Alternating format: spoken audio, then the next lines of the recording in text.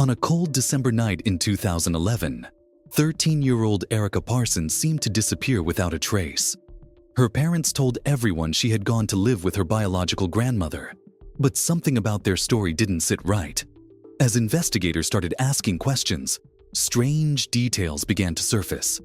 Mysteries involving bruises, missing time, and a plastic tote that couldn't be ignored. What really happened to Erica, and why did it take years for the truth to finally come out? This is the heartbreaking story of a girl who was silenced, but whose story refused to stay buried.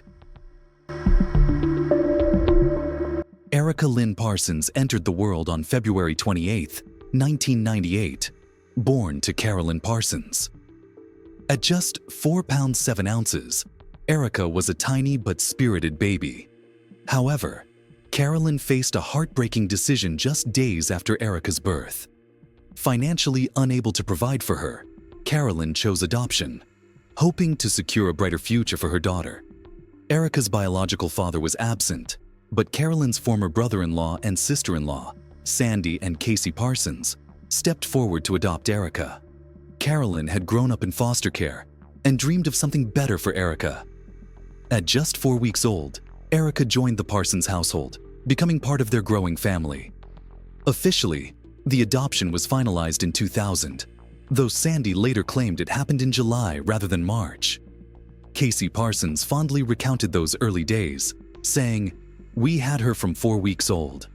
By the time the adoption was finalized, she was calling us Mama and Daddy. We were the only parents she knew."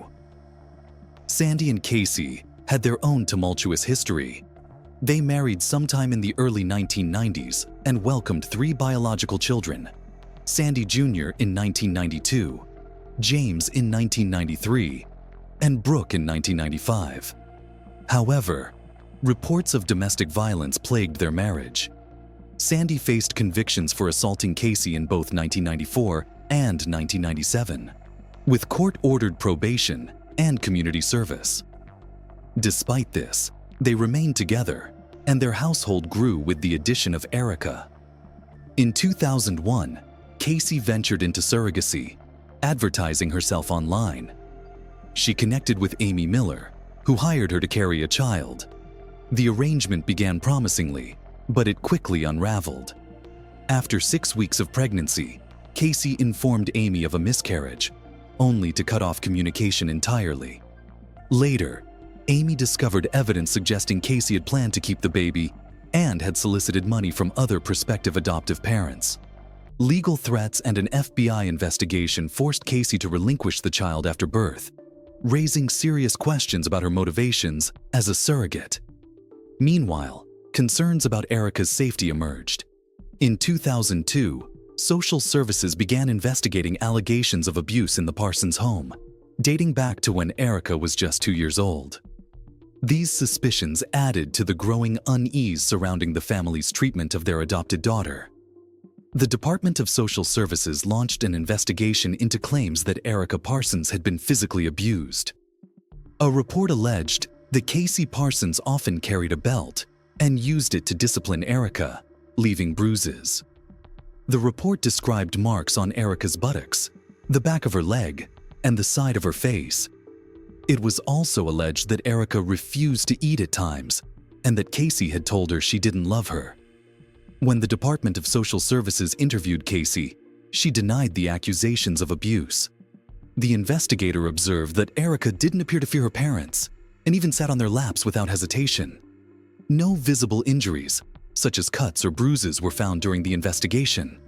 However, Erica was noted to be very small for her age, weighing just 41 pounds at 4 years old. To address the situation, a safety plan was implemented. Casey and Sandy Parsons agreed to use non-physical discipline methods, such as timeouts and groundings, and promised to provide a safe and stable home. On March 1, 2003, Casey traveled to Mexico for a medical procedure to reverse her tubal ligation. Later that year, in August, Erica enrolled at Boston Elementary School. Staff members remembered her as a shy but sweet child who smiled often and loved stickers. One teacher recalled how Erica would brush her bangs out of her eyes when she felt anxious and beam with pride when praised. In January 2004, Casey announced in an online post that she was pregnant, with a due date in September of that year. Around this time, another Department of Social Services complaint was filed, leading authorities to visit the Parsons home. This complaint claimed that Erica was frail, that Casey no longer wanted her, and that the parents had tried to give her away. Casey and Sandy denied using physical punishment, explaining that they raised their voices rather than hitting their children. They also stated that Erica had gastrointestinal issues that caused her to vomit food she didn't like, and denied threatening to withhold food or trying to give her away. When the Department of Social Services interviewed Erica alone, she described her discipline as timeouts or losing privileges. She said she might get spanked if she did something very bad. Erica appeared happy and well bonded with her adoptive parents, but investigators noted her small stature and frailty. The Department of Social Services required the Parsons to seek medical care if Erica's eating issues persisted or if her development lagged. Despite this, neglect was substantiated as Erica wasn't receiving the necessary medical attention. She was placed with an aunt who observed that Erica wore clothing meant for toddlers and was severely underweight. Living with her aunt, Erica began eating, playing, and gaining weight. She also confided that Casey and Sandy had physically disciplined her. However, the aunt didn't pursue legal custody, and after 8 months, Casey and Sandy regained custody of Erica. In 2004, Erica transferred to another elementary school, and on August 20th, Casey gave birth to a daughter. By 2005, Casey was pregnant again, but reported an early miscarriage. She then started a business called Carolina Tail Waggers, which some sources described as a Chihuahua puppy mill, though details remained sparse. Later that year, Erica began homeschooling through the Parson Christian Homeschool, a program Casey created at their home. Casey was listed as the chief administrator, and the state did not conduct background checks or require detailed progress reports from the school. Records show it enrolled 3 female students and 1 male, but there were no submissions of annual achievement test scores from 2005 onward. Information about Erica became scarce. Then, on July 30th, 2013, Erica's then 19-year-old brother, Jamie Parsons, had a fight with his parents, whereupon he reported Erica missing. He described to officers that his parents had told him back in December 2011 that Erica had gone to visit her biological grandmother. Jamie explained that he had always felt the story seemed odd, especially since his father, Sandy, appeared unusually distressed when discussing Erica's absence. Jamie recounted his father looking pale and anxious, whiter than a piece of paper. Jim's thoughts turned to the last time he saw Erica. She was 13 years old and had seemed unwell. Jamie remembered her looking gray and exhausted. She reportedly told Casey, "I can't breathe," but Casey dismissed her, telling her to get back in the corner. The next morning, Jamie woke up and Erica was gone. When he asked his parents about her, they claimed they had taken Erica to Asheville, North Carolina, to live with her biological grandmother, whom they said had reached out on Facebook to reconnect with her granddaughter.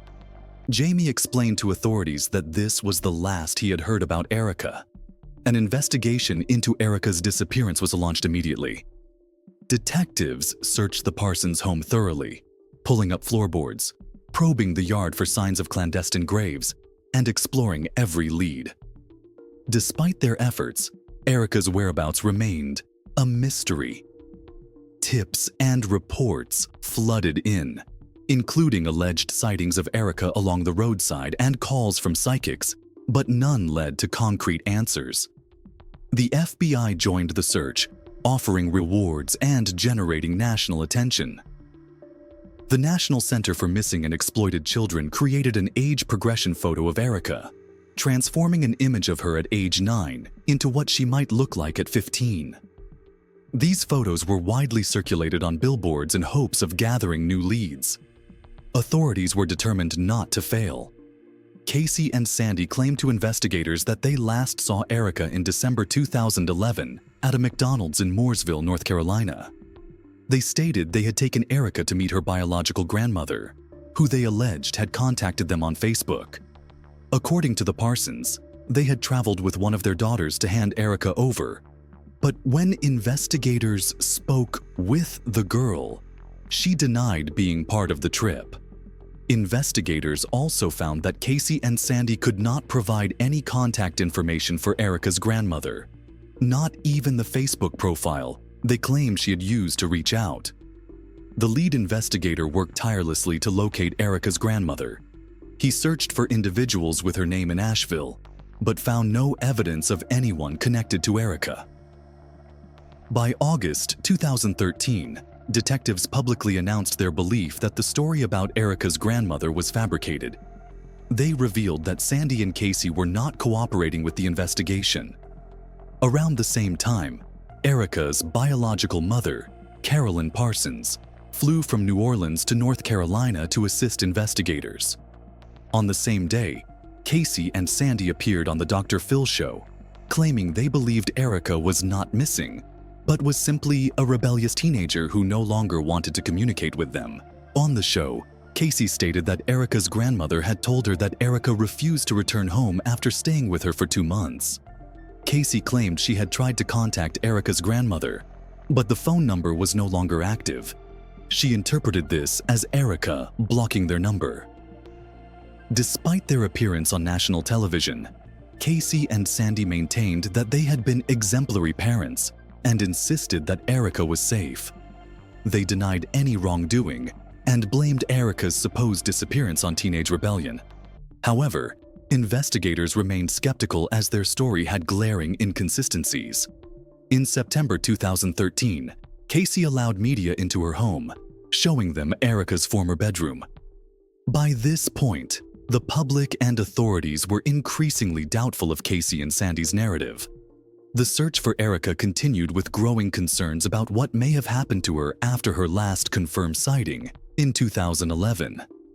Detectives working on Erica Parsons' case had long suspected that Casey and Sandy Parsons were hiding critical information. Their instincts told them that separating the couple might lead to the truth, as Casey appeared to exert significant control over Sandy. However, keeping the two apart seemed nearly impossible until investigators uncovered a crucial mistake. The Parsons had continued collecting adoption assistance and food stamp benefits for Erica, even though she had not been in their custody for 2 years. These federal benefits, intended for Erica's care, became the key to involving the FBI. By 2014, Sandy and Casey Parsons were arrested on 76 counts of federal fraud and identity theft. The jury rejected Sandy's defense that Casey had masterminded the scheme and that he was unaware of the household finances. In March 2015, the couple received a combined sentence of 18 years in federal prison for their crimes. Despite the convictions, Erica remained missing. But in 2016, a major breakthrough came from Sandy Parsons himself. After more than 3 years of maintaining a web of lies, Sandy finally confessed. He admitted that Erica had died 5 years earlier at the age of 13. Investigators escorted Sandy to rural Chesterfield, South Carolina, an area tied to Casey's past. There, within minutes, Sandy pointed to the shallow grave where he and Casey had buried Erica. The detectives described Sandy's demeanor during the confession as somber and tearful. Sandy recounted the events leading up to Erica's death in December 2011. He woke to Casey telling him that Erica had died. Casey had placed Erica's body in a plastic tote, where it remained for 2 days as the couple decided what to do. During that time, the family went about their lives, even attending a Christmas party. The couple eventually transported Erica's remains to the Chesterfield County site before burying her. They poured bleach over her body in an attempt to conceal evidence and avoid detection. They removed the batteries from their phones during their trips to the burial location, once to dig the grave and a second time to dispose of Erica's remains. After nearly 5 years of concealment, Erica's body was finally recovered. Detective Moose personally oversaw the recovery of Erica's remains, ensuring her dignity was respected in death, something she had tragically been denied in life. Erica's remains were placed in a body bag, left unzipped so she would no longer be left in the dark. Detective Moose even added a stuffed animal to the bag as Erica's remains were transported back to Rowan County. Erica's discovery brought closure to a case that had haunted the community, and she was finally laid to rest with the love and care she deserved. As one investigator put it, Erica got more love from the community than she ever did from her adoptive family. Investigators suspected from the start that Casey Parsons orchestrated much of what happened to Erica. They withheld the discovery of Erica's remains in 2016, hoping Casey would confess on her own. When questioned, Casey adamantly denied any involvement. "I've never been there," she stated repeatedly, dismissing any accusations of abuse or wrongdoing. Yet, the truth was undeniable. Erica's remains told a haunting story of prolonged and systematic abuse. On October 14, 2016, Erica's remains were sent to the medical examiner, who spent 3 months meticulously examining her skeleton. The findings were devastating. Erica had endured severe and chronic abuse, with injuries ranging across her body, her face, torso, back, and limbs. She had multiple fractures, including broken bones in her shoulder blades and ribs, that had partially healed before being broken again. Some of these injuries indicated long-term trauma, with new bone growth attempting to repair the damage. It was clear Erica had been subjected to relentless physical violence. Her brother, Erica Parsons, confirmed the extent of the abuse during interviews. He recalled Erica being beaten regularly, often with belts or even remote controls. He also described friendly reminders, a cruel term Casey used for bending Erica's fingers back until they nearly touched her wrist. Erica suffered more than just physical violence. She was systematically starved, with food withheld for extended periods. Her growth was stunted so severely that her bones were the length expected for a 9-year-old, even though she was 13 at the time of her death. This combination of abuse and starvation was classified as torture, a level of cruelty rarely seen in child abuse cases. Family photos provided another window into Erica's suffering. While her siblings appeared happy and carefree in pictures, Erica was often captured standing apart, facing a corner. These images starkly symbolized the isolation and neglect she endured. The contrast between her siblings' joy and her mistreatment is profoundly heartbreaking.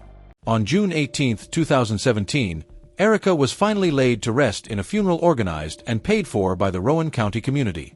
Hundreds attended, determined to give Erica the love and respect she never received in life. By February 20, 2018, Casey and Sandy Parsons were charged with first-degree murder, felony child abuse, and concealing Erica's death. Casey ultimately pled guilty on August 2, 2019, admitting to Erica's murder and child abuse. Her court statement was cold and detached, offering little insight into her motivations. She expressed regret but showed no genuine remorse. "I don't know why I did what I did," Casey claimed, adding, "I failed Erica horribly." Sandy also pled guilty to second-degree murder and child abuse, but his motivations were equally unclear. He reportedly believed he had negotiated a deal with the FBI to reduce his sentence, a claim investigators later denied. Both Casey and Sandy remain incarcerated, serving sentences for both fraud and Erica's murder. Casey, currently in a Florida prison, will begin her life sentence for murder in 2024. Sandy, held in New Jersey, is serving 33 to 43 years for Erica's death and will be eligible for parole at age 82. The Parsons' motives remain elusive, but their actions suggest a level of cruelty and neglect that defies comprehension. Erica was treated as less than human, subjected to unimaginable suffering at the hands of those who were supposed to protect her. As her community remembers her and seeks justice, the hope remains that policies and systems will improve to prevent such tragedies from happening again. Erica, now at peace, will not be forgotten. If you found this video informative, so like this video and also subscribe to our channel so you don't miss out any investigation video. Hit that bell icon also. Thanks for watching.